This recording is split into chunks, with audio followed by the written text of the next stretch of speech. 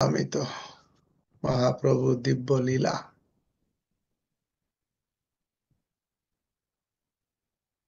পড়বেন। নির্মল নিত্যানন্দ প্রভু। হরে কৃষ্ণ, প্রণাম।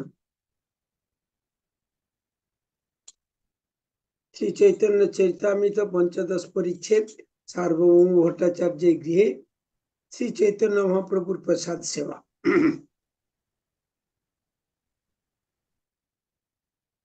এই পরিচ্ছেদের কথা সারে শ্রী ভক্তিবিনোদ ঠাকুর লিখেছেন, রথযাত্রা শেষ হলে শ্রী অদ্বৈত আচার্য প্রভু শ্রী চৈতন্য মহাপ্রভুকে ফুল তুলসী দিয়ে পূজা করলেন।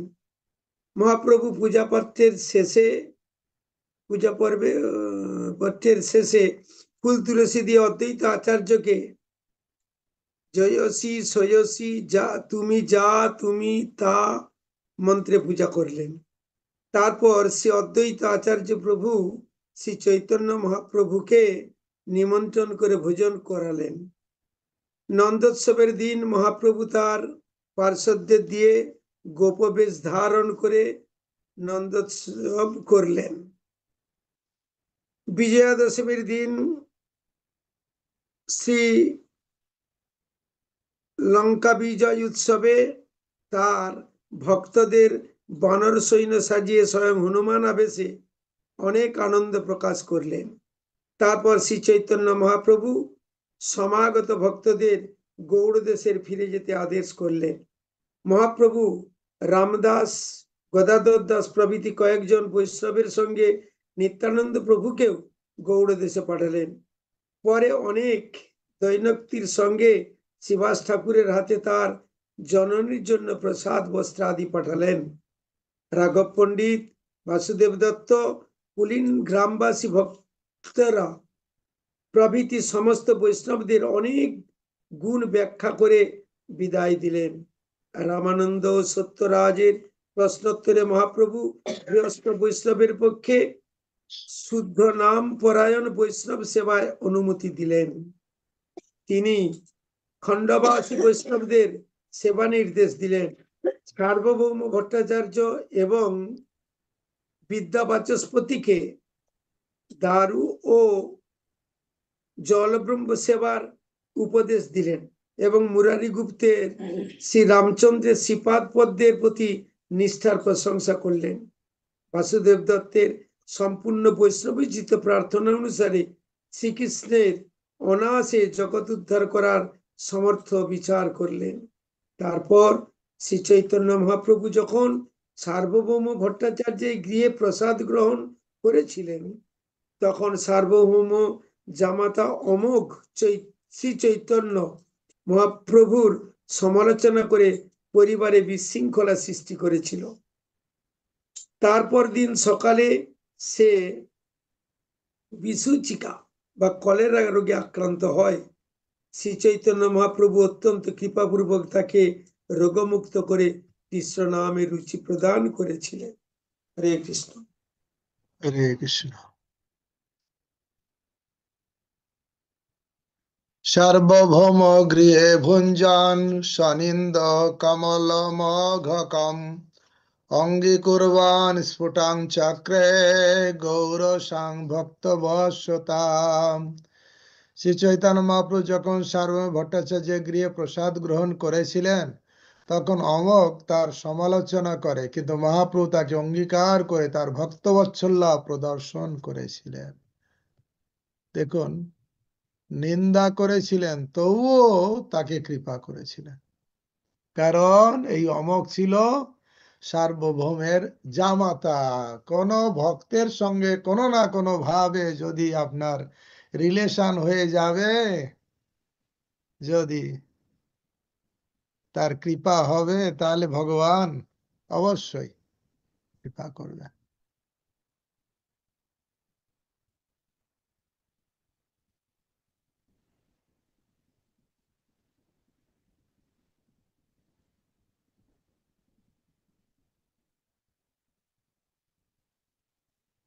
জয় জয় শ্রী চৈতন্য জয় নিত্যানন্দ জয় দ্বৈত চন্দ্র জয় গৌর ভক্ত বৃন্দ, জয় শ্রী চৈতন্য চরিতা চরিতা অমৃত শ্রোতা চরিতামৃত অমৃত শ্রোতাগণ, জয় শ্রী চৈতন্য চরিত অমৃত শ্রোতাগণ, চৈতন্য চরিতামৃত যার প্রাণধন। ভক্তদের জয়ধ্বনি দিচ্ছে, যার চৈতন্য চরিতামৃত যার প্রাণধন, সেই ভক্তদের জয় হোক, জয় হোক, সেই সব শ্রোতাদের জয় হোক।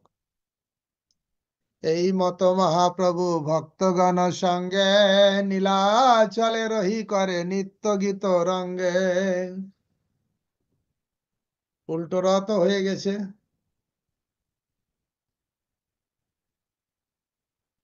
কি বলে হেরা পঞ্চমী হয়ে গেল, আবার উল্টো রথেও নিত্য গীত করতে করতে ফিরলেন। প্রথমাবসরে জগন্নাথ দর্শন, নিত্য গীত করে দণ্ড পরনাম স্তবন।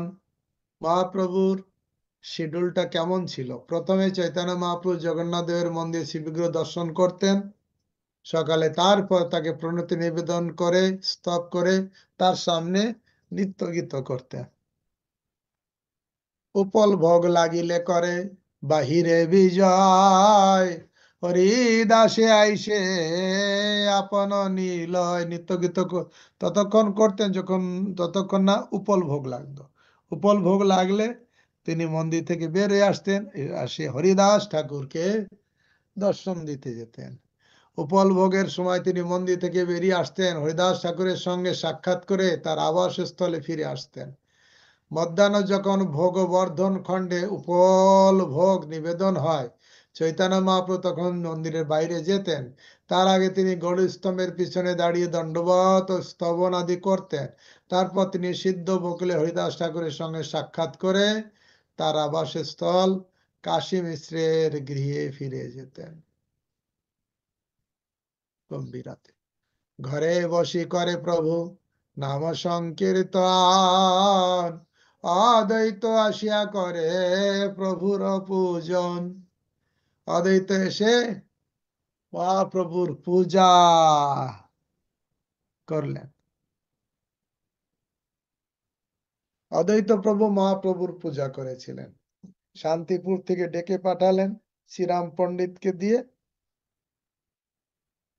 পণ্ডিত আসলেন, আসে পূজা করলেন। নম ব্রাহ্মণ দেবায়, মহাপ্রভু পূজা। সুগন্ধি সলিলে যেন পাদ্য আচমন, সর্বাঙ্গে লেপয়ে প্রভুর সুগন্ধি চন্দন।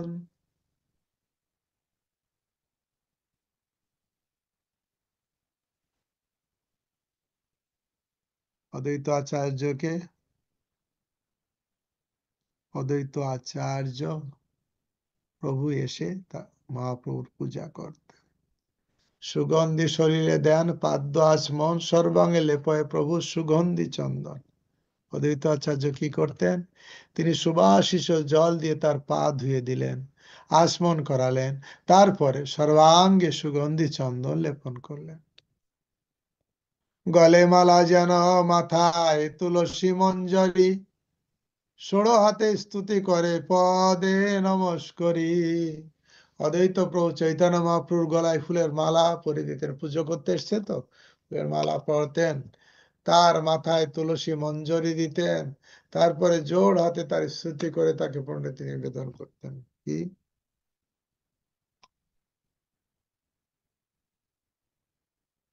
পূজা পাত্রে পুষ্প তুলসী শেষ যে আছিল, সেই সব লইয়া প্রভু আচার্য পূজিল।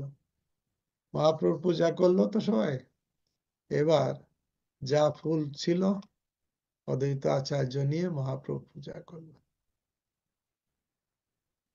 অদ্বৈত আচার্যের পূজা শেষ হলে পূজা পাত্রে যে ফুল ও তুলসী ছিল তা দিয়ে চৈতন্য মহাপ্রভু অদ্বৈত আচার্যকে পুজো করলেন। কি বলে পুজো করলেন? তুমি যা তাই, জহসি সহসি নমস্তুতে, এই মন্ত্র পড়ে মুখ্য বাদ্য করি প্রভু হাসায় আচার্যরে।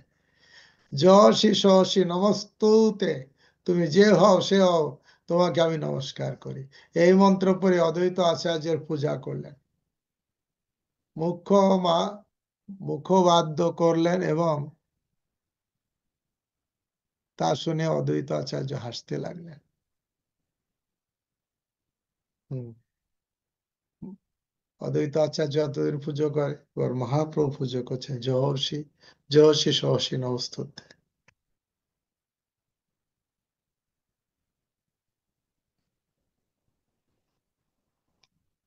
এই মতো অন্যান্য করে নমস্কার, বৈষ্ণব দেখলে বৈষ্ণব প্রণাম করবে।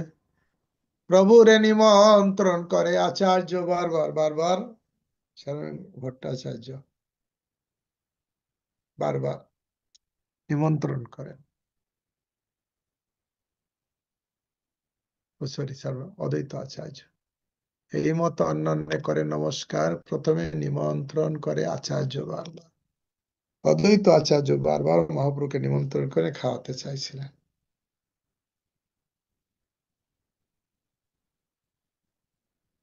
আচার্যের নিমন্ত্রণ আশ্চর্য কথন বিস্তারি বর্ণিয়াছে দাসবিন্দ। এই অদ্বৈত আচার্যের যে বৈষ্ণব সেবা একটা আশ্চর্যের বিষয়, যেটা চৈতন্য ভাগবতে লেখা আছে। পুনরুক্তি হয় তাহা না কইল বর্ণন, আর সব ভক্ত করে প্রভুরে নিমন্ত্রণ। পুনরুক্তি হবে বলে অদ্বৈত আচার্য সেই নিমন্ত্রণ কাহিনী আমি আর বর্ণনা করলাম না, কিন্তু অন্যান্য ভক্ত যে মহাপ্রভুকে নিমন্ত্রণ করেছিলেন সেই কথা আমি বর্ণনা করব। এক এক দিন এক ভক্ত গৃহে মহোৎসব, প্রভুর সঙ্গে তাহা ভোজন করে ভক্ত সব। একদিন এক একটা জায়গায় ভোজন আর মহোৎসব, আর ভক্তরা সেখানে প্রসাদ পায়। 4 মাস রইলা সব মহাপ্রভুর সঙ্গে, জগন্নাথের নানা যাত্রা দেখে মহারঙ্গে। 4 মাস ধরে দিনে নন্দ মহোৎসব, গোপাইলা বলি হরি হরি, তাকে দই নিয়ে এসে দধি দুগ্ধ। শ্রীকৃষ্ণের জন্মতিথি জন্মাষ্টমীর পরের দিন নন্দ মহোৎসব, শ্রী চৈতন্য মহাপ্রভু তার সমস্ত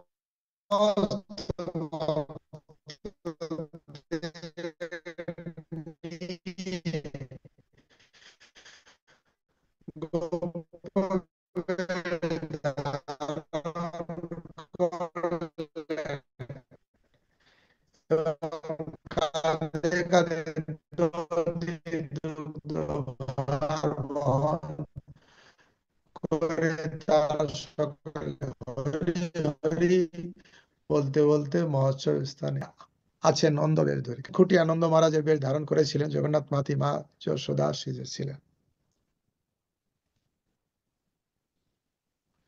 আপনে প্রতাপ রুদ্র আর মিশ্র কাশী, সার্বভৌম আর পড়িশা পাত্র তুলসী, এই কয়জনের নাম বললেন। ইহা সবার লইয়া প্রভু করেন নিত্য রঙ্গ, দধি দুগ্ধ হরিদ্রা জলে ভরে সবার অঙ্গ। দধির দুগ্ধ দিয়ে সবাইকে ভিজিয়ে দিচ্ছেন। অদ্বৈত কয় সত্য কই না করিও কোপ, লড়ুক ফিরাইতেন পারো তবে আমি গোপ। তুমি কি লড়ুক ফিরাতে পারো?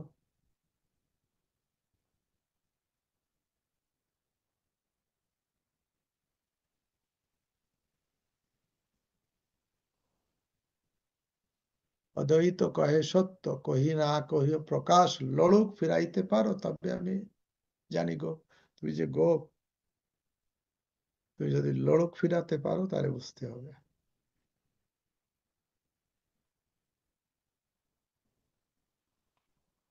তবে লড়ুক লইয়া প্রভু ফিরাইতে লাগিলা, বারবার আকাশে ফেলি লুফিয়া লইয়া, ছড়ে দিচ্ছে আবার ধরে নিচ্ছে।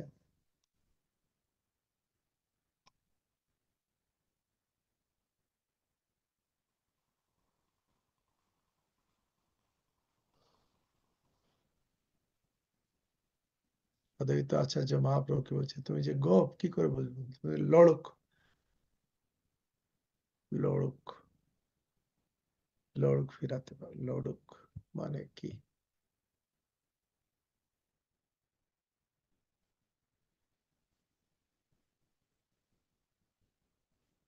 হরে কৃষ্ণ বলছো না?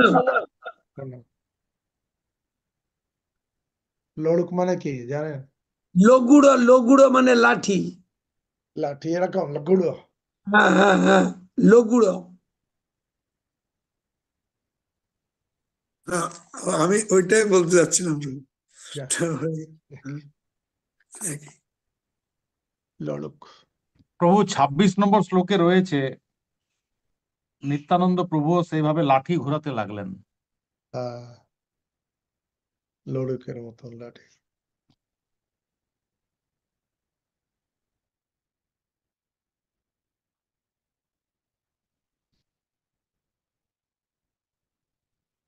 এসব লীলা, কৃষ্ণ লীলাকে স্মরণ করে মহাপ্রভু সেটা করতেন।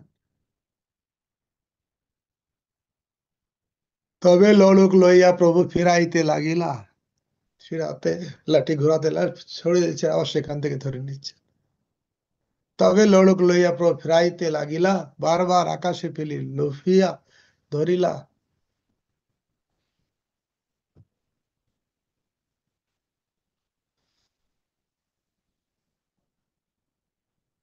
সার্বভৌম ভট্ট শিরের উপরে পৃষ্ঠে সম্মুখে দুই পাশে পাদ মধ্যে ফিরায় লড়ুক দেহিল ঘাসে। শিরের উপরে পৃষ্ঠে, পৃষ্ঠে সম্মুখে দুই পাশে কিভাবে ঘুরাচ্ছে, সবাই অবাক হয়ে দেখিল, আনন্দে হাসছে। মাথার উপরে পৃষ্ঠে সম্মুখে উপভোগ এবং পায়ের মধ্য দিয়ে লড়ুক ঘোরাতে লাগলেন, তা দেখে সকলে হাসতে লাগলো। আলাত চক্রের প্রায় লড়ুক ফেরায়, দেখি সর্বলগে চিত্তে চমৎকার ভাই।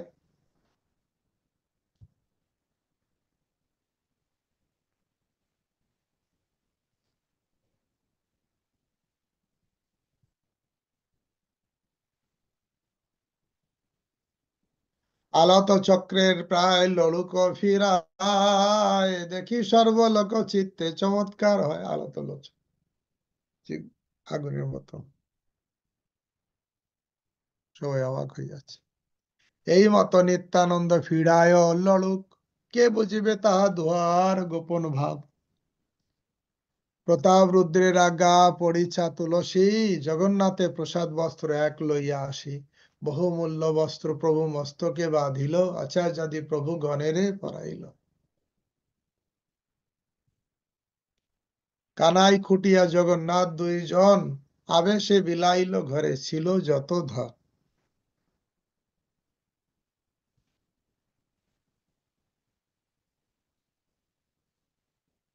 দেখি মহাপ্রভুর বড় সন্তোষ পাইলা, মাতা পিতা জ্ঞানে দুয়ার নমস্কার কইলা।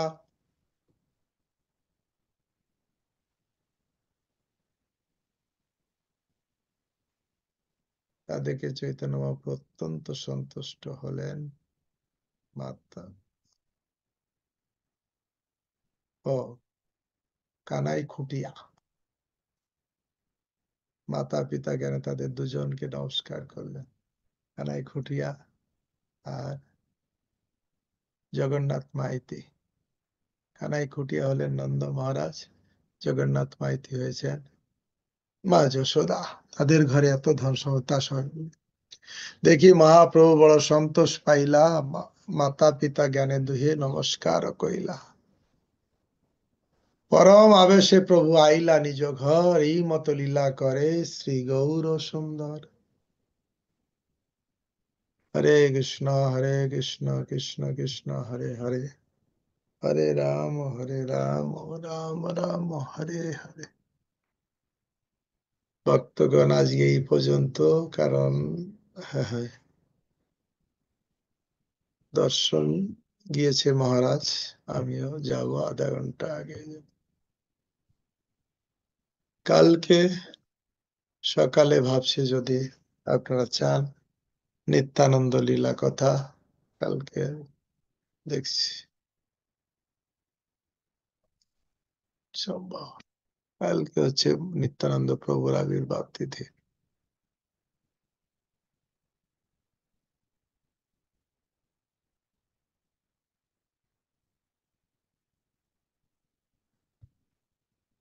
বৈষ্ণব প্রণাম। কল্পতরু হইতে पतितानां पावनेभ्यो वैष्णवेभ्यो नमो नमः। जय श्री प्रभुपाद की जय, श्री गुरु महाराज की जय, श्री पद्मनाथ प्रभु की जय, गौर भक्तवृंद की जय। श्री कृष्ण चैतन्य प्रभु नित्यानंद श्री अद्वैत गदाधर शिवासादि गौर भक्तवृंद। हरे कृष्ण कृष्ण कृष्ण हरे हरे, राम राम राम हरे हरे, बोल राम हरे हरे हरे। हरे कृष्ण।